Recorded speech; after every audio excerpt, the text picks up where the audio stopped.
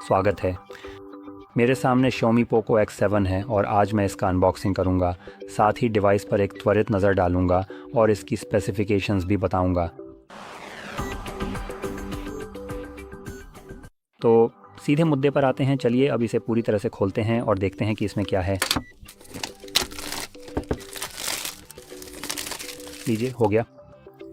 अब यह निश्चित रूप से X7 लाइनअप का एक लोअर एंड वेरिएंट होगा, क्योंकि इसमें एक प्रो वर्जन भी उपलब्ध है जिसमें एक ज़्यादा पावरफुल, ये बोलना थोड़ा मुश्किल था, प्रोसेसर है और बैटरी चार्जिंग, बैटरी साइज़ वगैरह में भी कुछ और महत्वपूर्ण सुधार किए गए हैं। लेकिन जब आप इसे बाहर निकालते हैं तो पहली चीज़ जो शायद आपको प्रो वर्जन देखने के बाद अलग लगेगी वह ये है कि इसमें कर्व्ड डिस्प्ले दिया गया है। ये या तो आपको बहुत पसंद आएगा या बिल्कुल नहीं। मुझे व्यक्तिगत रूप से कर्व्ड डिस्प्ले पसंद है। मेरे लिए इससे जेस्चर नेविगेशन का इस्तेमाल करना और भी सुखद हो जाता है। अब अगर देखें कि और क्या क्या मिलता है तो बॉक्स में एक केस भी शामिल है, साथ ही टाइप ए से टाइप सी चार्जिंग केबल भी दी गई है।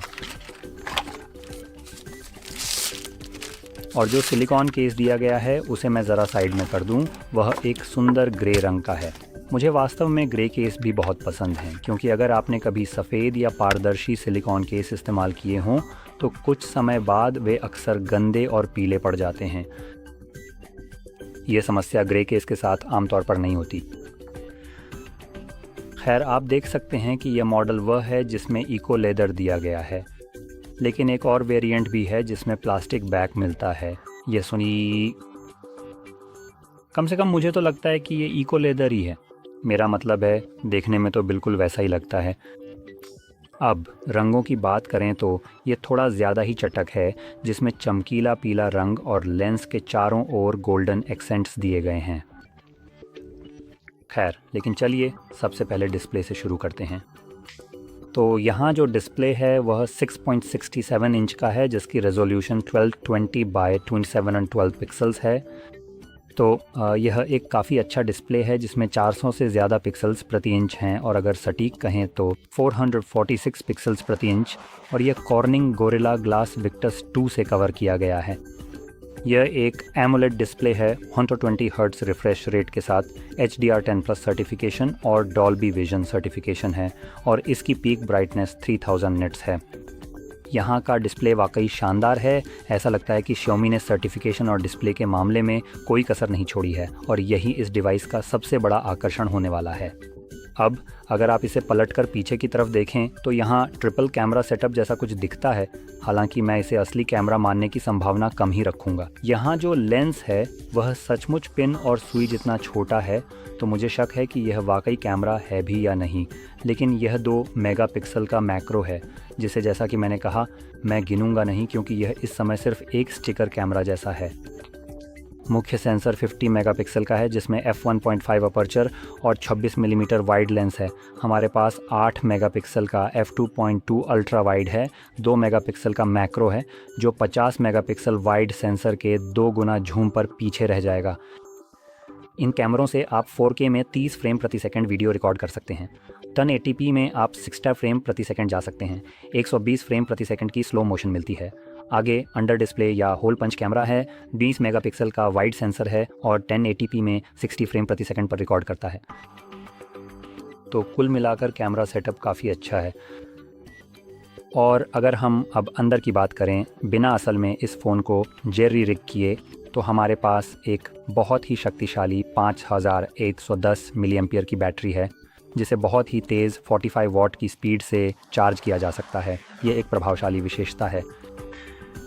अब फ़ोन अपेक्षाकृत छोटा है, तो यह एक पारंपरिक बैटरी साइज़ है जिसमें 5000 मिली एम्पियर के आसपास की क्षमता है।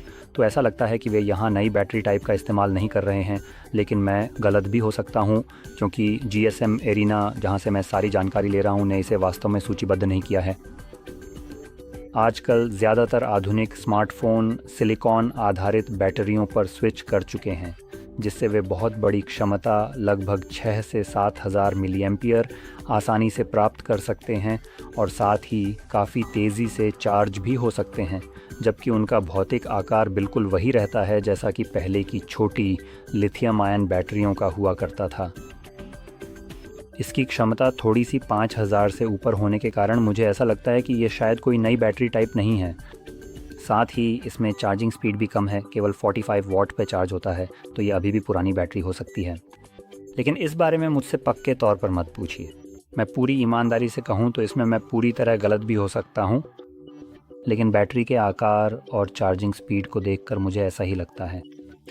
अब आंतरिक स्पेसिफिकेशंस की बात करें तो इसमें या तो 8 गीगाबाइट की रैम मिलती है, और क्या है वो एक और महत्वपूर्ण बात है कि 128 गीगाबाइट स्टोरेज मिलती है, और आप इसे बढ़ाकर आधा टेराबाइट स्टोरेज और 12 गीगाबाइट रैम तक ले जा सकते हैं।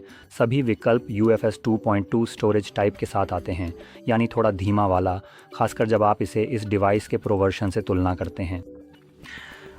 और इसमें डायमेंसिटी 7300 अल्ट्रा प्रोसेसर दिया गया है, जो एक बेहतरीन और बहुत तेज़ प्रोसेसर है, लेकिन ये प्रो वर्जन से थोड़ा धीमा है। तो इस डिवाइस की कुछ आंतरिक स्पेसिफिकेशंस में हमें थोड़ा डाउनग्रेड देखने को मिलता है, लेकिन इसकी कीमत भी कम है, लगभग $300, जबकि प्रो वर्जन की कीमत लगभग 350 थी। तो वह थोड़ा महंगा था, लेकिन उसमें एक बेहतर और अधिक शक्तिशाली प्रोसेसर भी दिया गया था, जो निश्चित रूप से एक बड़ा फ़ायदा था। अब मैं सच में इसकी कीमत चेक करना चाहता हूँ, क्योंकि इन दोनों डिवाइसेस की कीमत वाकई में हैरान करने वाली है। और हाँ, यह सही ही है। ओह कमाल है। मैं सच में इन डिवाइसेस की कीमत देखकर हैरान हूँ जो ये ऑफ़र करते हैं उसके हिसाब से। अब ये वाला थोड़ा कम है, मैं इस बात को ज़रूर उजागर करना चाहता हूँ। कीमत के लिहाज से यह वाला थोड़ा ज़्यादा वाजिब है। प्रो वर्जन ही वह है जो अपनी शानदार खूबियों के हिसाब से बेहद ही सस्ता है, क्योंकि यह लगभग 350 में एक प्रीमियम फ्लैगशिप फ़ोन जैसा है।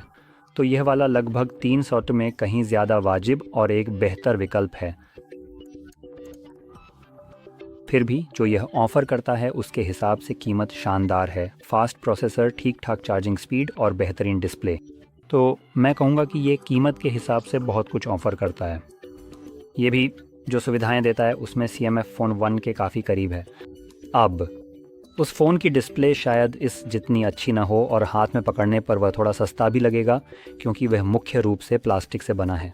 हाँ, ये भी ऐसा ही है, लेकिन इसमें इको लेदर बैक है जो इसकी फ़ील को थोड़ा बेहतर बनाता है और इसे देखने में भी अच्छा बनाता है। और इसमें कर्व डिस्प्ले है, जो मुझे लगता है कि दिखने में कर्व डिस्प्ले थोड़े ज़्यादा प्रीमियम लगते हैं, जबकि CMF फ़ोन 1 में फ्लैट डिस्प्ले है। लेकिन जैसा कि मैंने कहा, इसकी स्पेसिफिकेशन भी बहुत हद तक समान है। यह अब भी बेहतर है, लेकिन कीमत में भी फ़र्क है। तो CMF फ़ोन 1 की कीमत लगभग 200 या उससे कम अमेरिकी डॉलर है, जबकि यह वाला लगभग $300 का है। तो हमारे पास लगभग $100 या करीब करीब $100 का अंतर है कीमत में, जबकि प्रदर्शन लगभग एक जैसा ही है। जैसा कि मैंने कहा, अगर आप इसकी तलाश कर रहे हैं तो यह अब भी बेहतर रहेगा। और जो बात मुझे हैरान कर देती है वह तब होती है जब आप इस डिवाइस को सामने लाते हैं। तो ये इसका प्रो वर्जन है। अगर मुझे सही याद है तो इसमें डायमेंसिटी 8300 अल्ट्रा प्रोसेसर आता है। तो ये मूल रूप से एक फ्लैगशिप ग्रेड प्रोसेसर है, जिसमें आम तौर पर बहुत मिलते जुलते स्पेसिफिकेशंस हैं, लेकिन इसमें आपको एक बड़ी बैटरी, तेज़ चार्जिंग क्षमता, एक बेहतर प्रोसेसर, ज़्यादा रैम, ज़्यादा स्टोरेज बॉक्स से ही, और एक तेज़ स्टोरेज टाइप मिलेगी। कैमरा के मामले में भी यह आपको 4K 6 स्टार्स पर रिकॉर्डिंग की बेहतर क्वालिटी देगा 30 की बजाय। तो कैमरे भी बेहतर किए गए हैं, और इसकी कीमत लगभग 50 ज़्यादा है। तो जो आपको वास्तव में मिलता है उसके हिसाब से बहुत ज़्यादा फ़र्क नहीं है, जो कि एक बेहतरीन विकल्प हो सकता है अगर आप एक फ्लैगशिप फ़ोन की तलाश में हैं। तो खैर, यही सब कुछ है जो मैं इस डिवाइस के बारे में कहना चाहता था। ये दोनों ही फ़ोन 7X और 7 या X7 प्रो और नॉन प्रो शानदार हैं, और आखिरकार यह इस पर निर्भर करता है कि आपको कौन सा पसंद है और आप कितनी बचत करना चाहते हैं।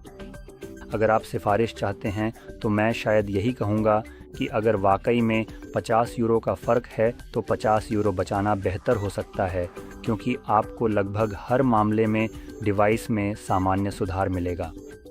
तो €50 के लिए ये बहुत ज़्यादा नहीं है, लेकिन आपको एक स्पष्ट रूप से बेहतर डिवाइस मिलता है। तो खैर, उम्मीद है कि इस वीडियो ने आपको इस डिवाइस के बारे में कुछ जानकारी दी होगी, और अगर आपको ये वीडियो मददगार लगा हो तो लाइक और सब्सक्राइब करना ना भूलें, और देखने के लिए धन्यवाद।